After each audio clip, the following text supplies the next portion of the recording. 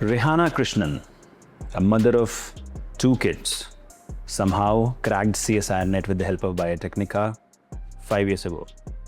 And then, with top rank, she walked into a top-notch IIT lab to do her PhD. We all clapped.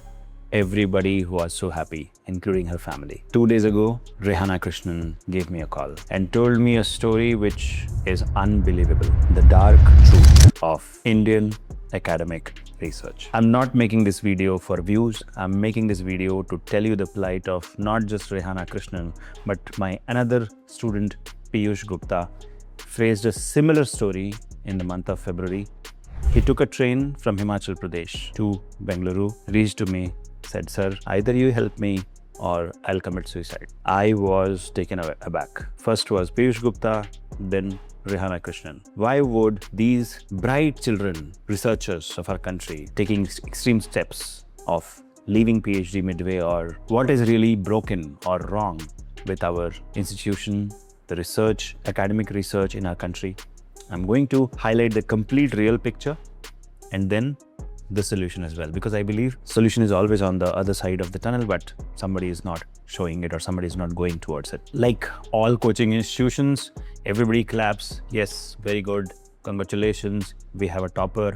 And you must have observed, we have stopped publishing toppers because we believe now those toppers are being emotionally tortured in these institutions. So I don't think it's an achievement anymore to qualify CSIR-NET because of what's happening with the academic research in our country. The coaching institutions clap, they make you feel like a superstar, you qualified CSIR-NET, congratulations. But the real dark truth begins the day you start your lab. Forget getting acknowledged for your hard work. You struggle for even not just your JRF stipend, not just your PhD activation, everything in between, because nothing is documented, nothing is clear. PIs have so much power that they can actually destroy your career completely. And unfortunately, nobody is talking about it, nobody is doing anything about it. Now let's take some example. Rehana's PI, IITian who went to US, did his doctorate in cancer research, came back, is now a leading cancer researcher in one of the IITs. I'll not name which IIT. Rehana got registered for PhD under him. He is making people work in his lab till 3 a.m. under the excuse that no, unless the experiment is complete, you have to continue. But there are ways to, stop the experiment or pause it or, give them a off next day. She hardly gets 6 to 7 hours of break time, and then she has to report back to duty, report back to the experiment. Now, okay, that is, if you feel that is not torture, let me talk about this. Sometimes the PIs are using their research students as their personal slaves or servants. Deliver this material to my hostel dormitory, or deliver this to my home. Can you cook food for me? There's so many requests. And for women researchers, to what extent it goes. Toxicity, when it goes to violation of somebody's mental stability, I believe that's not research happening anymore. Principal investigators are trying to satisfy their own ego, and there is no boundary to it. They can go at any length, and because PhD students are not having any grievance body, they are suffering. They are stuck there for 5 to 8 years, and these researchers are completely at the whims and fancy of the PIs. So what I did, I'll tell you. To Piyush Gupta's PI also, as well as Rehana Krishnan's PI, I made a call. I said, my name is Shekhar Suman, I'm the CEO of Biotecnika, and these are my students, and they have a complaint against you. This is what they are saying. Both the PIs, they had the audacity to get abusive over the call. If I want, I can play that recording in this video. I'll not do that because I don't want to defame them. But they did that. They started saying, "Who are you? How dare you?" I said, "But you can't torture students like this." He said, "I can do whatever I want. Nobody can stop me. If they don't do their work properly, I will ask them to work till 2 p.m. I said, "But there is a limit to human capacity. If someone has been working for continuous 18 hours and you ask them to extend for another 2-3 hours, that's completely inhuman." The PI says, "Well, then ask them to stop their PhD and go and work in some call center." Now that is the kind of attitude these PIs have. When I said I have all the reach and all the capacity to report to the higher authorities because I have people till ministry to, fix people like you. Then he disconnected the call. He searched me on LinkedIn, he searched me on internet, and then he called back and apologized and said, we will make sure this doesn't happen. There was some misunderstanding, we'll make sure it doesn't happen. So far, Piyush has gone back to work and Rehna is now working back. But how many phone calls I should make, tell me. It is better to tell the people that what's happening. The lab has become a feudal system, just like the lord or the king, right? So the principal investigator has become the king and the students, PhD students have become their slaves. Favoritism on the basis of caste, gender, state, region, religion, not giving leave on their festival days.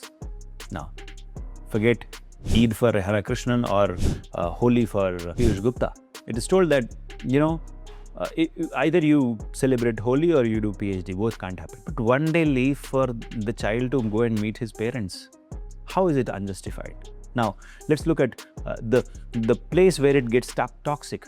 Some PIs start asking cut from the JRF stipend. Now, this is something unheard of. When I heard, I was like, hardly you get 35,000-40,000. And from that also, you should pay 5,000 to the PI as a bribe so that he keeps paying attention to your research. And the way they ask is very interesting, They'll say, this month my wife wanted to buy this, if you could support me. Language they use. No, of course, there is no, HR system that you can report.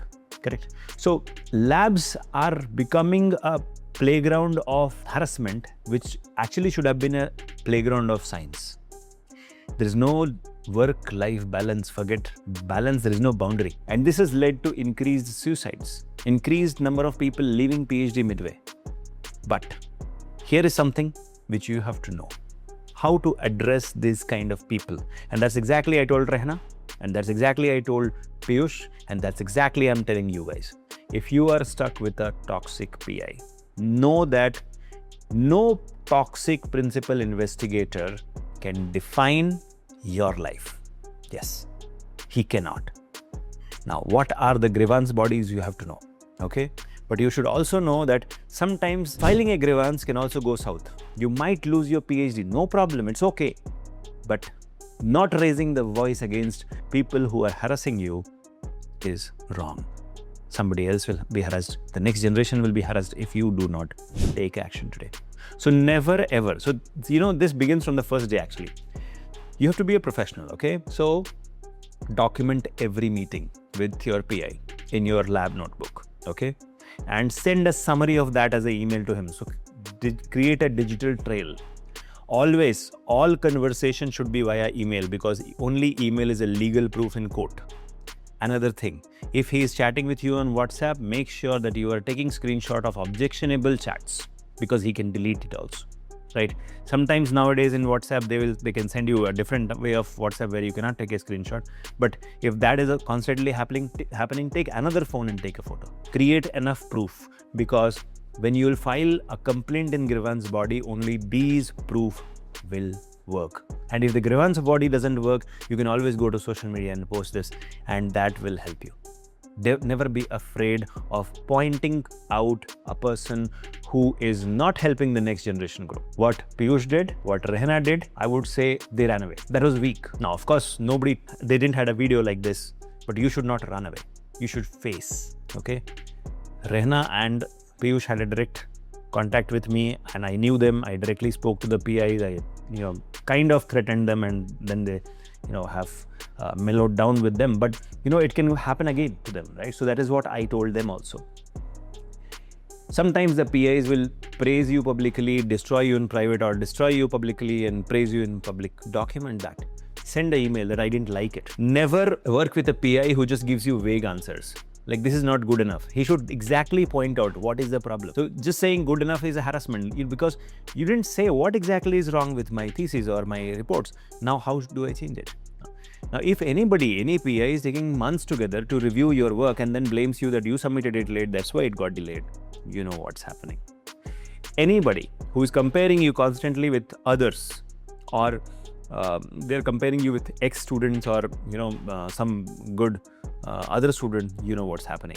you are being targeted. Never be afraid of sharing ideas. And if your PI is making you afraid of sharing your brain, then he's not preaching science, he's preaching harassment. If you feel like scared to go to the lab, instead you feel like staying back in your dormitory, you know what's happening. You are a part of harassment. If the PI's mood determines your entire research day and productivity, then you know what's happening. He is harassing you. You need to fix that. Now, let's go to the other part where you have to actually handle this. So like I said, create a digital trail, take screenshots of WhatsApp conversations, keep a lab notebook with date, decisions and instructions given so that later on you can show that this is what you told me. I'm not lying. Build an external validation loop. So of course, you can't immediately exit a toxic PI, okay? Or you can't immediately, go and report because you don't have enough proof, right? So you have to start publishing as a corresponding author wherever possible, okay? Start presenting to external conferences, collaborate with researchers from other institutions, apply for external fellowships such as DST Inspire or DBT or ICMR so that he doesn't have a control on your fellowship, because that's also dangerous. Now, unfortunately, CSIR has given this power again to the PIs that every 3 months they will check the progress, and if the progress is not good, they can actually invalidate your PhD and your stipend. So the power, too much power is wasted in the PI, but you have also got power, the power of us. So if you document everything, create enough proof, you can actually mellow him down if he tries to threaten you or goes beyond what's human. Now, find a co-guide. That is also very important. Use your network in that institution. Find a co-guide so that if necessary, you can always switch guides. Identify any core committee member who is fair and who's known for his reputation and who will support you. Okay, and use progress reports as formal moments to put your work on record. So every month you can send a progress record so that later on he doesn't blame you that you are not working properly and cancels your PhD. That's very, very important. Now, know your official recourse. All the IITs, all the UGC universities, recognized institutions have internal complaints committee. Okay, if the complaint is sexual in nature, you can always go to the Women Commission. If it is, so you have DBT and DPIIT also has grievance cells. The CSIR labs also have such committees, as well as CSIR as an organization also has the grievance committee for fellowship. You can always write to them as well. Okay, create as many digital proof and trails you can, because later on he can't cancel your PhD just because he wants it. You can show all the proof that, okay, you have all this proof. If you cancel my PhD, you see what happens, right? If he threatens you, you should have enough proof to threaten him back. Instead of going in a corner crying, you have to fight back, because not always Shekhar Saman will be around you. That is why I'm making this video. I'm not here to say that all PIs are bad. Some of them are amazing people. They have changed lives of so many PhD students. So please don't presume that all PIs are villains. Okay, that is also something I want to tell you. Now, one important thing, strategize your exit. If in case it is becoming too much toxic, the grievance cells are not working, things are not working, remember there is always a plan B. PhD was not the only plan. You are much bigger. Your life is much bigger than PhD degree. You can always restart your PhD in some other lab under some other PI. So you have to learn from day one how to transfer guides without burning the institution bridge. You have to know how can you have a lab transfer request. How can you reach out to potential new PIs before you quit your PhD here? How can you back up your data independently without depending on the PI? Now, you should also remember that more than your PhD and your PI in the current scenario, your mind, your mental health matters most. So never allow anybody to question your integrity, to destroy your mental health and peace, because that is the costliest thing you have as a PhD student or as a professional. Anybody destroys your peace and mental health, they don't have any right to do that. Now, what is the solution from my side I can do? What I am doing, I'm going to tell you. We are going to start industrial PhD program very, very soon in collaboration with some of the top-notch labs in India. But this PhD program will have a customer support, will have a grievance cell, and it will be an industrial PhD. That means the PhD students can reach out to me to reach out to the customer support. They can reach out to the grievance cell. Any problem they face, they will have our back. Biotecnika no longer will sit back and make videos about dark truth of academic research. We will collaborate with academic institutions as well as companies, big pharma companies, and will make you work on industrial topic, industrial PhD, so that no child tomorrow has to quit. Now, these industrial PhDs will be equally relevant because you worked in the industry, but you are registered with the university, so your PhD will be granted. Now, that's the best part. No PI can torture you. Just like how Biotecnika revolutionized AI, ML, bioinformatics, we are now going to revolutionize entire research. The dark truth of research has now a white horse. The name is Biotecnika. Thank you so much for watching this video. We're not going to sit back and let you suffer. We will work with you and make you win. All the best.